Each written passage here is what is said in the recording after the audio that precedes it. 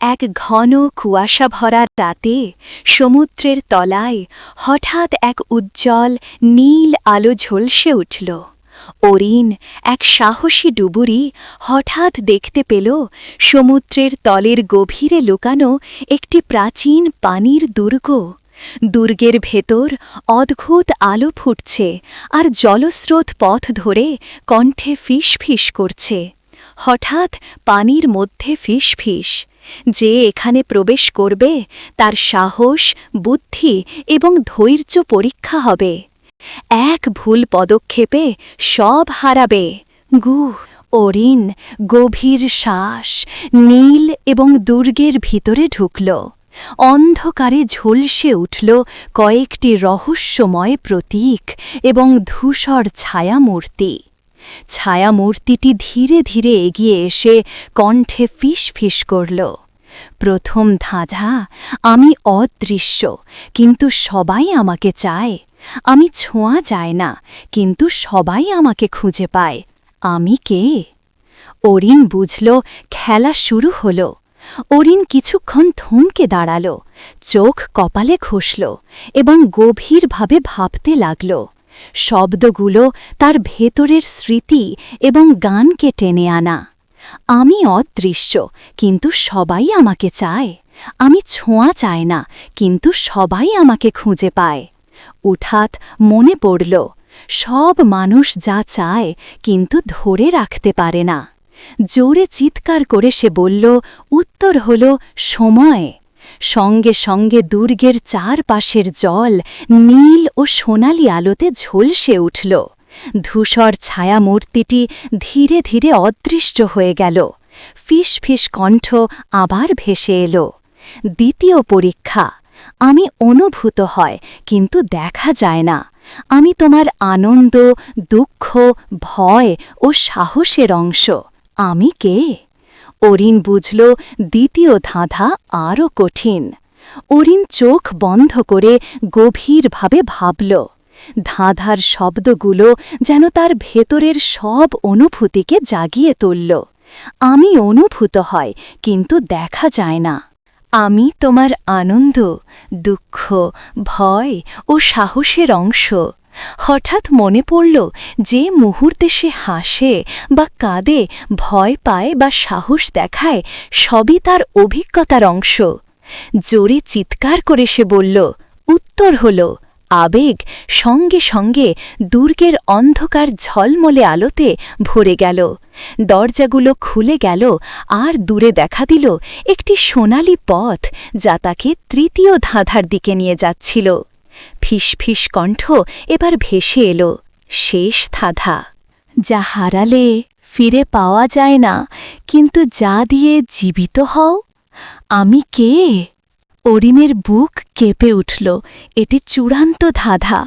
অরিন গভীর শ্বাস নিয়ে চোখ বন্ধ করল। শব্দগুলো তার সব স্মৃতি, অনুভূতি এবং উপলব্ধিকে কেমে আনা। যা হারালে ফিরে পাওয়া যায় না কিন্তু যা দিয়ে জীবিত হও। হঠাৎ মনে পড়ল, সময় একবার চলে গেলে আর ফিরে আসে না, কিন্তু সময় দিয়ে সে বাঁচে, শেখে এবং উপলব্ধি অর্জন।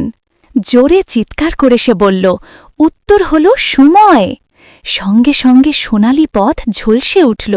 দুর্গের সব আলো উজ্জ্বল হয়ে উঠল। আর অরিন বুঝল, সে শুধু ধাঁধা জিতল না, নিজের সাহস, জ্ঞান ও উপলব্ধি ফিরে পেয়েছে।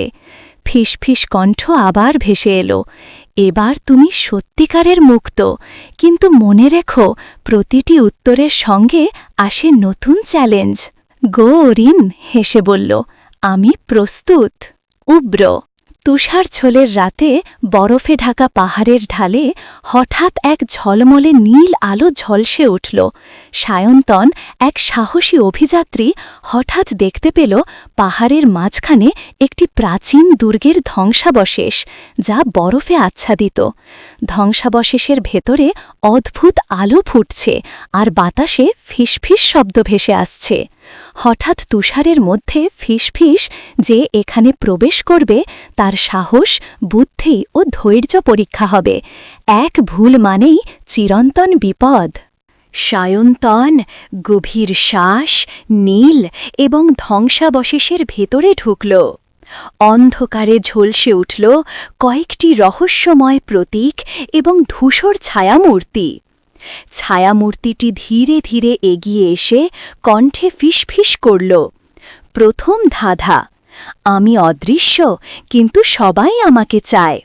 আমি ছোঁয়া যায় না কিন্তু সবাই আমাকে খুঁজে পায়। আমি কে? সায়ন্তন বুঝলে খেলা শুরু হল। সায়ন্তন কিছুক্ষণ থমকে দাঁড়াল, চোখ কপালে ঘষল এবং গভীরভাবে ভাবতে লাগল। শব্দগুলো তার ভেতরের স্মৃতি এবং গানকে টেনে আনা। আমি অদৃশ্য কিন্তু সবাই আমাকে চায়। আমি ছোঁয়া যায় না কিন্তু সবাই আমাকে খুঁজে পায়। হঠাৎ মনে পড়ল, সব মানুষ চায় কিন্তু ধরে রাখতে পারে না। জোরে চিৎকার করে সে বলল, উত্তর হল সময়।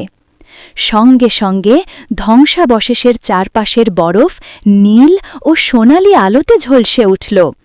ধূসর ছায়ামূর্তিটি ধীরে ধীরে অদৃশ্য হয়ে গেল। ফিসফিস কণ্ঠ আবার ভেসে এলো, দ্বিতীয় পরীক্ষা, আমি অনুভূত হয় কিন্তু দেখা যায় না। আমি তোমার আনন্দ, দুঃখ, ভয় ও সাহসের অংশ।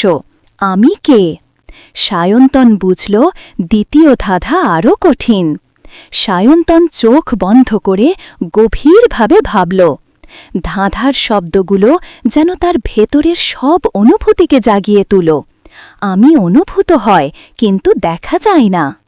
আমি তোমার আনন্দ, দুঃখ, ভয় ও সাহসের অংশ। হঠাৎ মনে পড়ল যে মুহূর্তে সে হাসে বা কাঁদে, ভয় পায় বা সাহস দেখায়, সবই তার অভিজ্ঞতার অংশ। জোরে চিৎকার করে সে বলল, উত্তর হল আবেগ। সঙ্গে সঙ্গে ধ্বংসাবশেষের অন্ধকার ঝলমলে আলোতে ভরে গেল। দরজাগুলো খুলে গেল আর দূরে দেখা দিল একটি সোনালি পথ যা তাকে তৃতীয় ধাঁধার দিকে নিয়ে যাচ্ছিল। ফিসফিস কণ্ঠ এবার ভেসে এলো, শেষ ধাঁধা, যা হারালে ফিরে পাওয়া যায় না কিন্তু যা দিয়ে জীবিত হও। আমি কে? সায়ন্তনের বুক কেঁপে উঠল। এটি চূড়ান্ত ধাঁধা। সায়ন্তন গভীর শ্বাস নিয়ে চোখ বন্ধ করল। শব্দগুলো তার সব স্মৃতি, অনুভূতি এবং উপলব্ধিকে টেনে আনা, যা হারালে ফিরে পাওয়া যায় না কিন্তু যা দিয়ে জীবিত হও। হঠাৎ মনে পড়ল, সময় একবার চলে গেলে আর ফিরে আসে না কিন্তু। সময় দিয়ে সে বাঁচে, শেখে এবং উপলব্ধি অর্জন করে। জোরে চিৎকার করে সে বলল, উত্তর হল সময়। সঙ্গে সঙ্গে সোনালি পথ ঝলসে উঠল। থমস আপ শেষের সব আলো উজ্জ্বল হয়ে উঠল। আর সায়ন্তন বুঝল সে শুধু ধাঁধা জিতল না, নিজের সাহস, জ্ঞান ও উপলব্ধি ফিরে পেয়েছে। ফিসফিস কণ্ঠ আবার ভেসে এলো, এবার তুমি সত্যিকারের মুক্ত। কিন্তু মনে রেখো, প্রতিটি উত্তরের সঙ্গে আসে নতুন চ্যালেঞ্জ গো। সায়ন্তন হেসে বলল, আমি প্রস্তুত। এক কুয়াশাচ্ছন্ন ভোরে সমুদ্রের ঢেমের মধ্যে হঠাৎ এক উজ্জ্বল নীল আলো ঝলসে উঠল। রিভা, এক সাহসী অভিযাত্রী, হঠাৎ দেখতে পেল দূরে এক পরিত্যক্ত দ্বীপ, যেখানে ভেঙে পড়া প্রাচীন স্থাপত্য ও রহস্যময় চিহ্ন ভেসে আছে। বাতাসে ফিসফিস শব্দ ভেসে আসছে। হঠাৎ বাতাসে ফিসফিস, যে এখানে প্রবেশ করবে তার সাহস, বুদ্ধি ও ধৈর্য পরীক্ষা হবে। এক ভুল পদক্ষেপে সব হারাবে। রিভা গভীর শ্বাস নিল এবং দ্বীপের ভেতরে ঢুকল। অন্ধকারে ঝলসে উঠল কয়েকটি রহস্যময় প্রতীক এবং ধূসর ছায়ামূর্তি। ছায়ামূর্তিটি ধীরে ধীরে এগিয়ে এসে কঞ্চে ফিসফিস করল, প্রথম ধাঁধা, আমি অদৃশ্য কিন্তু সবাই আমাকে চায়। আমি ছোঁয়া যায় না কিন্তু সবাই আমাকে খুঁজে পায়। আমি কে? রিবা বুঝল খেলা শুরু হল। রিবা কিছুক্ষণ থমকে দাঁড়াল, চোখ কপালে ঘোষানাল এবং গভীরভাবে ভাবতে লাগল। শব্দগুলো তার ভেতরের স্মৃতি এবং গানকে টেনে আনাল। আমি অদৃশ্য, কিন্তু সবাই আমাকে চায়। আমি ছোঁয়া যায় না, কিন্তু সবাই আমাকে খুঁজে পায়। ও হঠাৎ মনে পড়ল, সব মানুষ যা চায় কিন্তু ধরে রাখতে পারে না। জোরে চিৎকার করে সে বলল, উত্তর হল সময়। সঙ্গে সঙ্গে দ্বীপের চারপাশের অন্ধকার নীল ও সোনালি আলোতে ঝলসে উঠল। ধূসর ছায়া মূর্তিটি ধীরে ধীরে অদৃশ্য হয়ে গেল। ফিসফিস কণ্ঠ আবার ভেসে এলো, দ্বিতীয় পরীক্ষা। আমি অনুভূত হয় কিন্তু দেখা যায় না। আমি তোমার আনন্দ, দুঃখ, ভয় ও সাহসের অংশ। আমি কে? রিবা বুঝল দ্বিতীয় ধাঁধা আরও কঠিন। রিবা চোখ বন্ধ করে গভীরভাবে ভাবল। ধাঁধা শব্দগুলো যেন তার ভেতরের সব অনুভূতিকে জাগিয়ে তুল।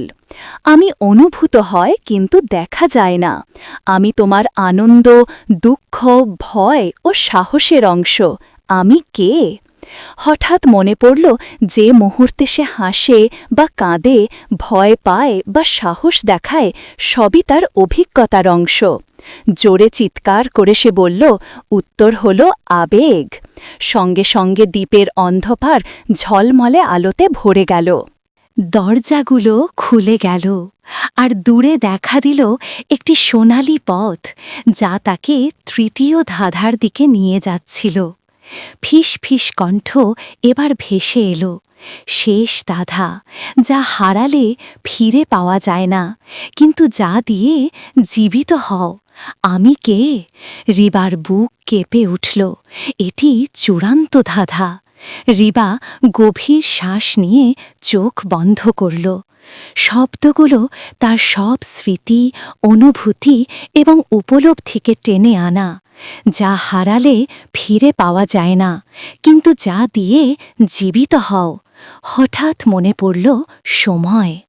একবার চলে গেলে আর ফিরে আসে না, কিন্তু সময় দিয়েই সে বাঁচে, শেখে এবং উপলব্ধি অর্জন করে। জোরে চিৎকার করে সে বলল, উত্তর হল সময়। সঙ্গে সঙ্গে সোনালি পথ ঝলসে উঠল। দ্বীপের ভেতরের সব আলো উজ্জ্বল হয়ে উঠল। আর রিবা বুঝল, সে শুধু ধাঁধা জিতল না, নিজের সাহস, জ্ঞান ও উপলব্ধি ফিরে পেয়েছে। ফিস ফিস কণ্ঠ আবার ভেসে এলো, এবার তুমি সত্যিকারের মুক্ত। কিন্তু মনে রেখো, প্রতিটি উত্তরের সঙ্গে আসে নতুন চ্যালেঞ্জ গো। রিবা হেসে বলল, আমি প্রস্তুত। এক ধোঁয়াতে বিকেলের সময় অরণ্যের ঘন সবুজ পাতার মাঝে হঠাৎ এক উজ্জ্বল সোনালি আলো ঝলসে উঠল।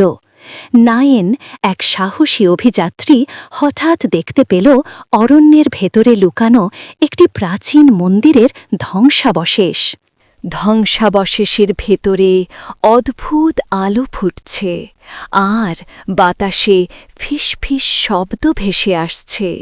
হঠাৎ অরণ্যের মধ্যে ফিসফিস, যে এখানে প্রবেশ করবে তার সাহস, বুদ্ধি ও ধৈর্য পরীক্ষা হবে। এক ভুল পদক্ষেপে সব হারাবে গো। নাইন গভীর শ্বাস নীল এবং ধ্বংসাবশেষের ভেতরে ঢুকল। অন্ধকারে ঝলসে উঠল কয়েকটি রহস্যময় প্রতীক এবং ধূসর ছায়ামূর্তি।